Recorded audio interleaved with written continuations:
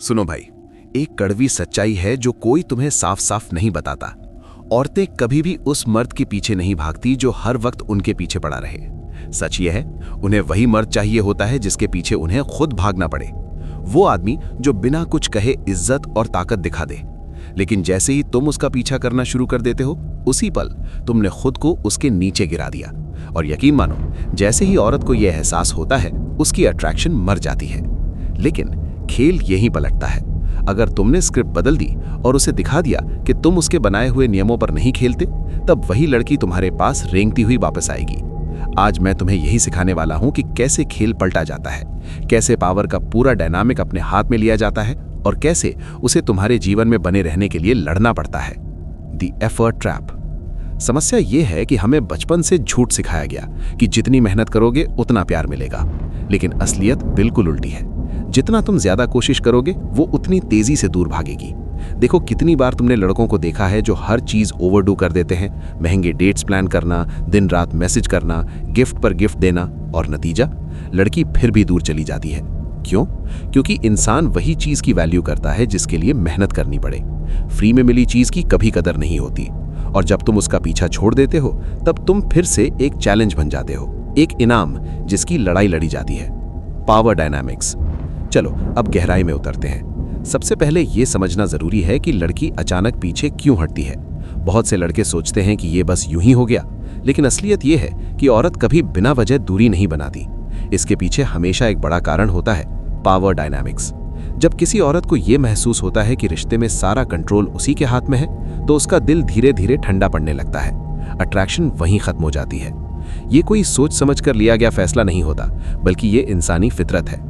जब उसे लगता है कि तुम उसकी पकड़ में आ चुके हो और उसके इशारों पर नाच रहे हो, तो वो बोर होने लगती है। इंसान कभी उस चीज की कदर नहीं करता जो आसानी से मिल जाए। अगर तुम हर वक्त उसके लिए अवेलेबल हो, तुरंत रिप्लाई कर देते हो, तो तुम्हारी वैल्यू उसकी नजरों में गिरने लगती है। उसे पता है कि फोन उठाएगी तो सबसे पहले तुम ही मिलोगे। तुम्हारी मौजूदगी उसके लिए नॉर्मल हो जाती है। और जब किसी चीज की आदत लग जाती है, उसकी अहमियत खत्म हो जाती है। The testing phase.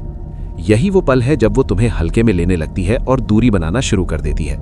एक और सच्चाई समझो, औरतें हमेशा मर्द को टेस्ट करती हैं। कई बार उन्हें खुद भी पता नहीं होता कि वो टेस्ट ले रही हैं। ये टेस्ट अलग अलग तरीके से आते हैं। कभी अचानक चुप हो जाना, कभी ठंडी पड़ जाना, तो कभी मैसेज में देर करना। असल में वो ये देखना चाहती हैं कि रिश्ते में कितनी पावर उसके हाथ में है।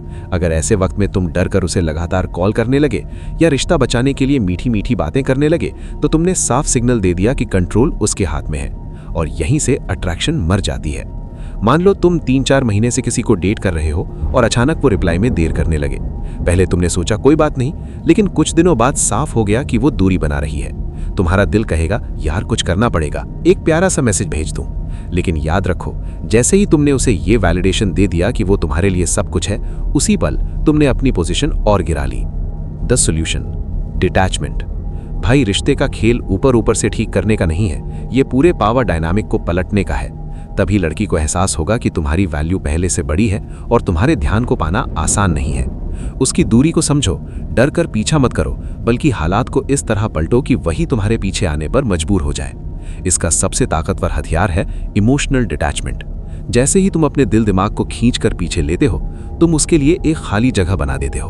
वही जगह जहां उसे तुम्हारी याद सताने लगती है।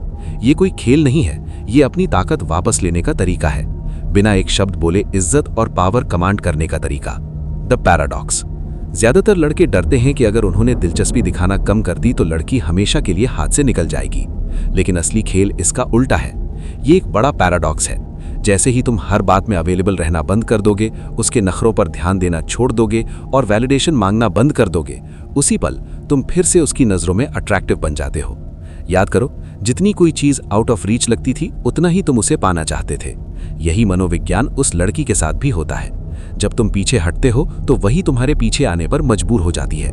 यहाँ सबसे जरूरी चीज है अनबॉदर्ड एटीट्यूड।